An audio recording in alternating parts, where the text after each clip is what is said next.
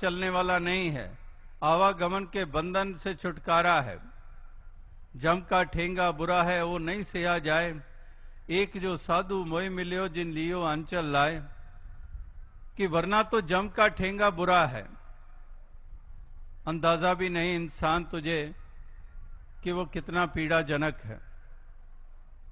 लेकिन ऐसे साधु मिल गए जिन्होंने आंचल लगा लिया, जिन्होंने वो दिशा दे दी, जिन्होंने वो रास्ता दिखा दिया, उस रास्ते पे चला दिया, उस मंजिल पे पहुंचा दिया, वो जागृति दे दी, वो गफलत की नींद से उठा दिया।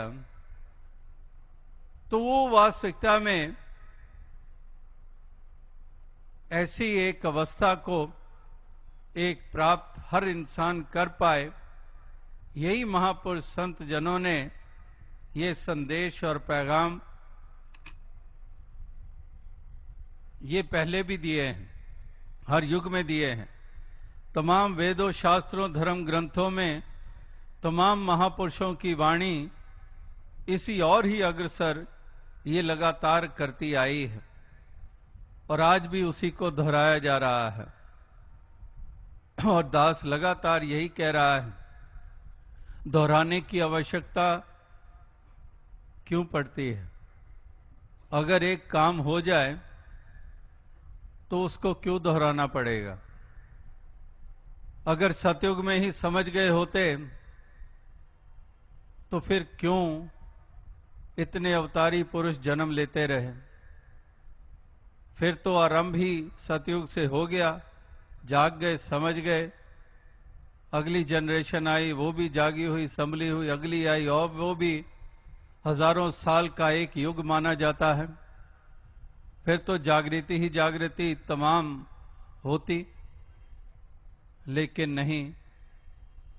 इसीलिए कहीं पर भगवान राम, कहीं भगवान कृष्ण, कहीं हजरत ईसा मसीह जी और तमाम गुरु पीर पैगंबर लगातार समझाते ही आए इंसान को।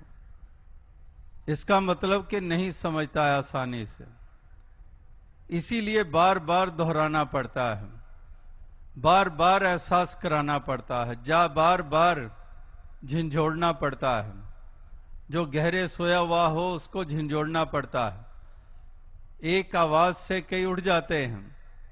कोई सोया हुआ हो, एक तो वो होगा, जरा सा भी खटखट हो, जरा सी आप धीमी सी भी आवाज देंगे, एकदम से आंखें खोल लेंगे, जाग जाएंगे। अपने ही परिवार में भी हम देख सकते हैं, अपने ही परिवार का एक सदस्य ऐसा गहरा सोया हुआ है, आवाज क्या, उसको एक बार हिलाओ, दो बार हिलाओ, तीन बार हिलाओ, फिर भी नहीं उठता।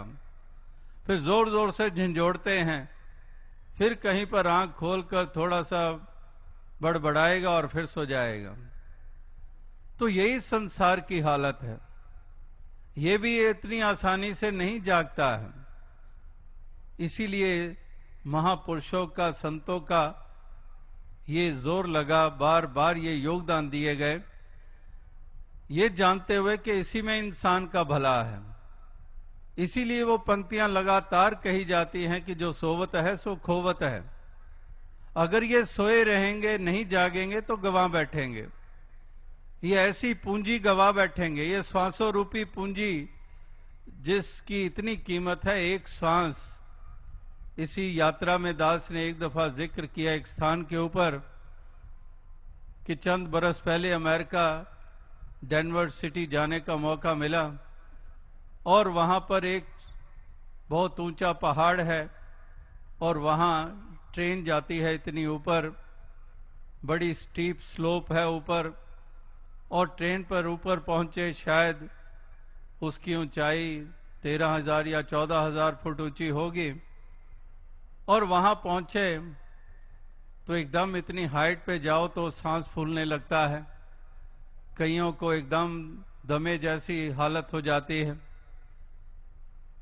तो इस तरह से जब वहां गए, एक बहुत बड़ा एक कमरा बना हुआ, हॉल बना हुआ, जिसमें चाय, कॉफी इत्यादि का प्रबंध और भी पोस्ट कार्ड्स इत्यादि नॉवेल्टीज आइटम्स और वहां ही एक कोने में नजर पड़ी तो वहां पर एक लिखा हुआ था बोर्ड, और वहां ऑक्सीजन का सिलेंडर लगा हुआ था, वो मशीन सी लगी हुई थी, और उस पर लिखा हुआ था कि 1 मिनट अगर ये ऑक्सीजन लेनी है तो 1 मिनट के $2, $2।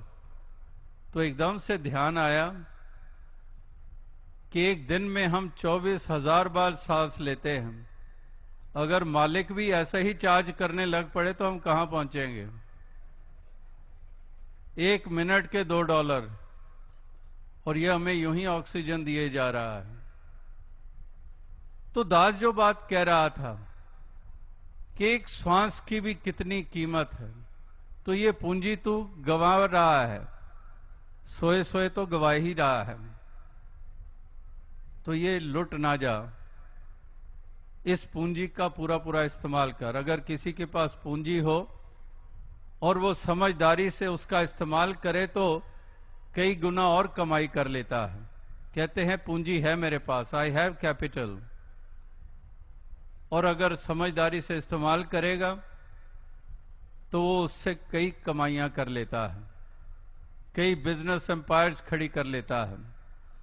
लेकिन अगर वो पूंजी को यूं ही जुए जुआरी में, एक जुए में, या फिर इस तरह से ऐशो इशरत में, नशे में, शराबों में और हर प्रकार के विकारों को पूरा करने में वो पूंजी लगा दे, तो उसकी क्या दुर्दशा होती है।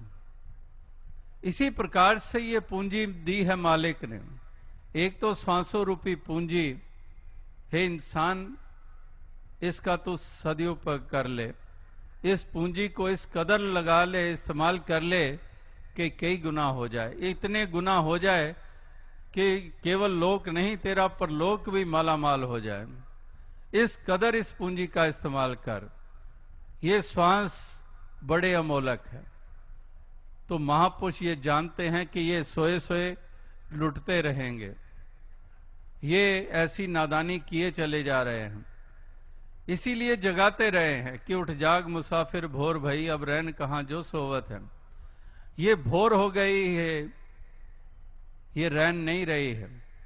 अब तू किसी गाय या घोड़े या गधे के रूप में नहीं आया है, तुझे इंसानी जन्म मिल गया है। Now you have got that golden opportunity, वो तुझे अब मौका मिल गया है। अब भोर हो गई है, ये जन्म मिलना भोर हो गई है। अब रैन कहां जो सोवत है। अब वो रैन का वक्त गया, अब सवेरा है।